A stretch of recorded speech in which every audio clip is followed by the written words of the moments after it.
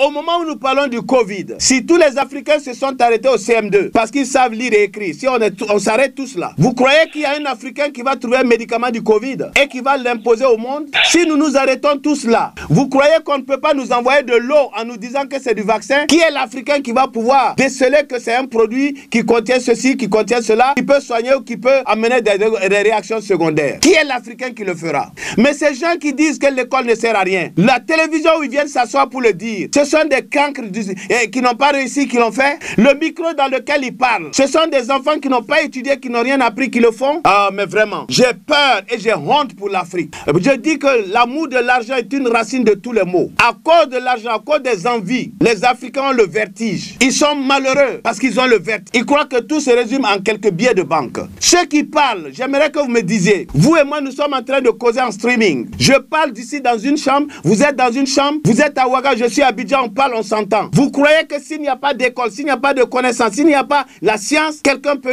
le faire? Il y a des gens qui rendent le travail des autres péjoratif. Rares de télévision aujourd'hui acceptent de recevoir des coachs. Parce que les coachs aujourd'hui, tels qu'on le voit en Afrique, ce sont des vendeurs d'illusions. Des gens qui ne s'appuient sur rien de cartésien, mais qui racontent n'importe quoi. Vous dites à des enfants qu'au lieu d'aller à l'école, ils n'ont qu'à faire du trading. Le trading s'apprend. On va à l'université, on va à l'école pour apprendre le trading. On va travailler dans des banques pour apprendre le trading. Et quelqu'un dit aux enfants, c'est pas la peine d'aller à l'école, allez-y faire du trading. Ils le feront comment?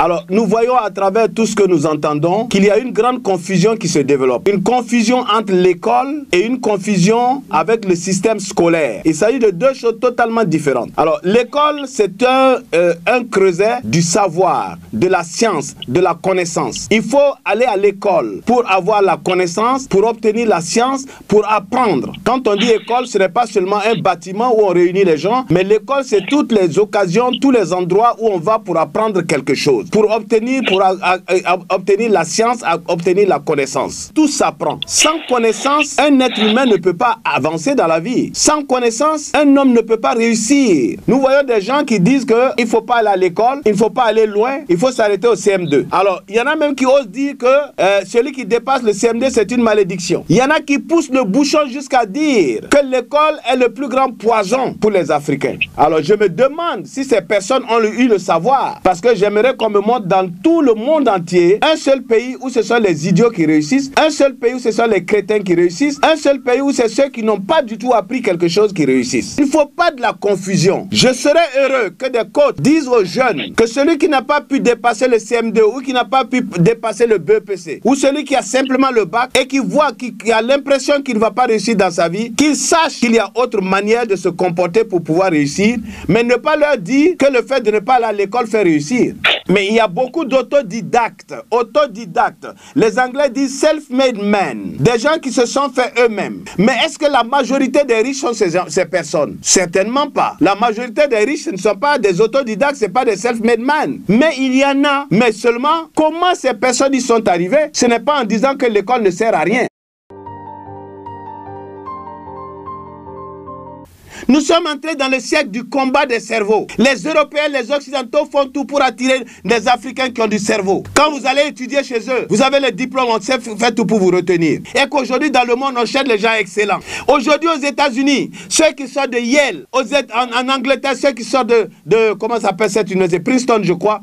Avant même leur sortie, on court derrière eux pour leur donner de l'emploi. Mais aujourd'hui, vous avez des baccalauréats après avoir triché. Vous avez des baccalauréats, j'ai la moyenne. Vous croyez que ce sont ces gens qu'on recherche dans le monde? Ils sont devenus nombreux. On cherche la crème. Le monde entier cherche la crème. Et jeune premier, le papa de Emma Loès, une de ses sœurs est à la NASA. Elle n'est pas allée aux États-Unis chercher. Ils ont trouvé par ses études, ils sont venus, mais on voulait la nationaliser, son père a refusé. Nous avons des Africains qui commencent à aller haut. C'est là qu'il y a des Africains qui nous tirent vers le bas. Quelle est cette nation où tout le monde va s'arrêter au CM2, tout le monde sera en train de se débrouiller parce que j'ai acheté une maison, j'ai acheté une voiture, et c'est comme ça on va compétir contre le monde. Mais aujourd'hui, quels sont les enfants qui sont des laissés pour compte? Ce sont les paresseux, ils ne veulent pas travailler. Ils veulent l'argent facile. Certains deviennent des brouteurs parce que justement à 18 ans, il ne sait pas où il va aller. Alors que le système scolaire, s'il le connaissait, à 18 ans, il doit être en emploi. À 18 ans, il doit être en train de faire quelque chose. Vous allez en Chine, des jeunes de rien du tout, savent faire du poisson, ils savent faire du miel, ils savent fabriquer le fourreau d'un téléphone portable, ils savent même bricoler des disques durs. Alors,